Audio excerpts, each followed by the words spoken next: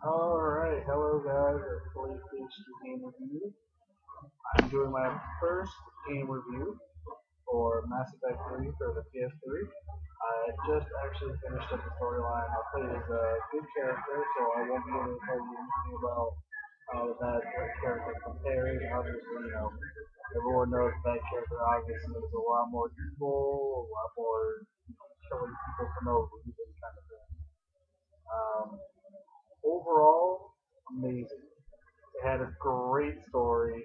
It actually had me so into the story that I felt bad for characters that died during a certain instance or part of a war, or a ship blows up, and I actually felt bad for people on said ship, or anything along those lines.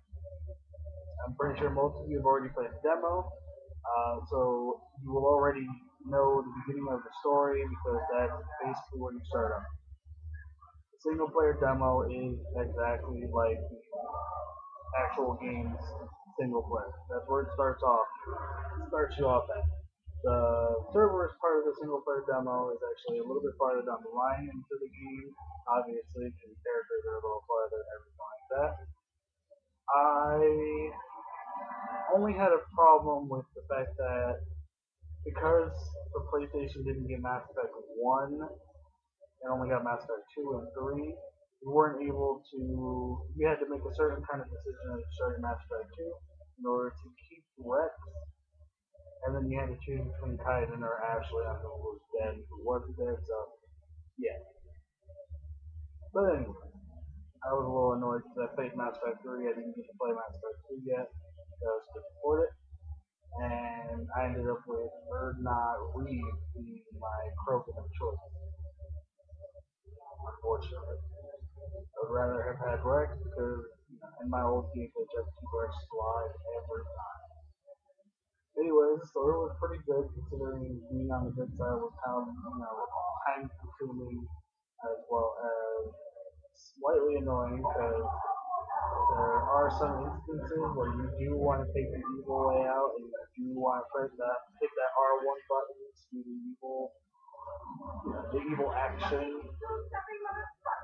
But overall, they implemented that really well into certain parts of the story with certain characters. Um,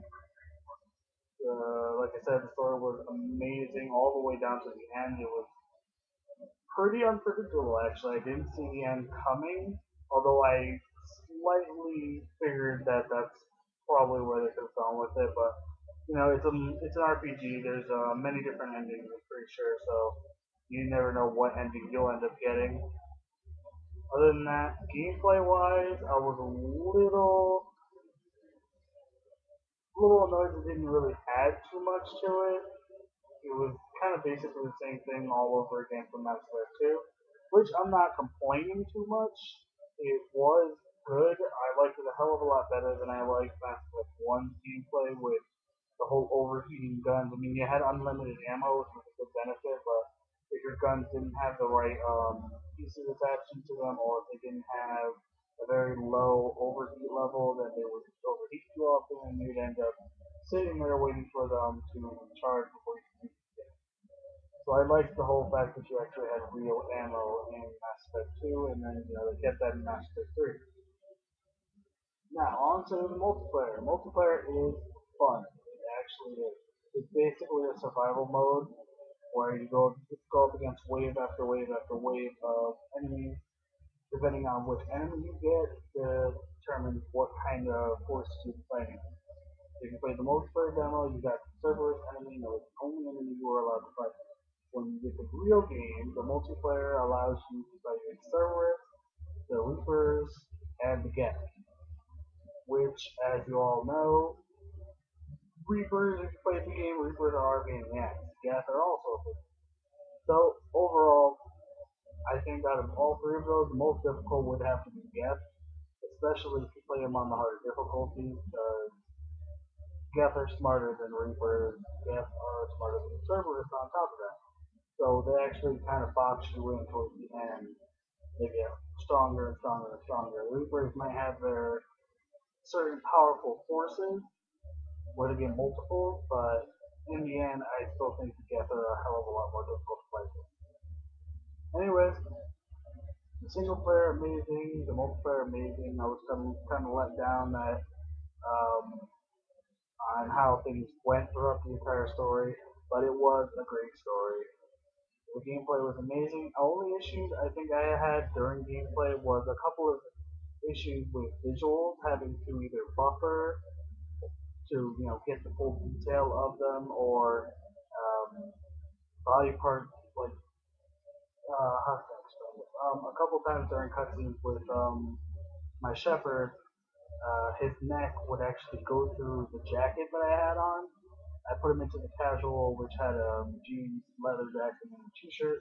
And a lot of times when I was in the middle of a cutscene, his neck would actually go through the fabric of the, the jacket multiple times.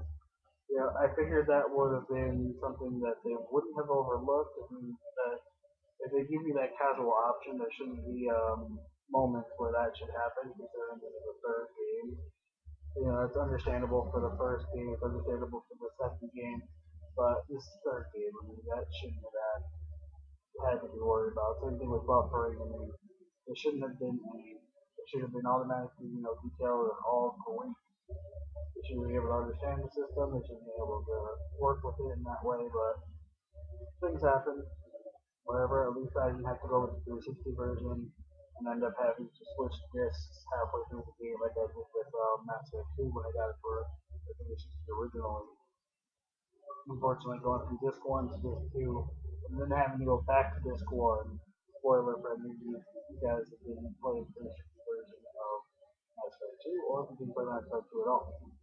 Yeah, unfortunately, you had to play disc 1, and then later on, until you insert disc 2, you insert disc 2.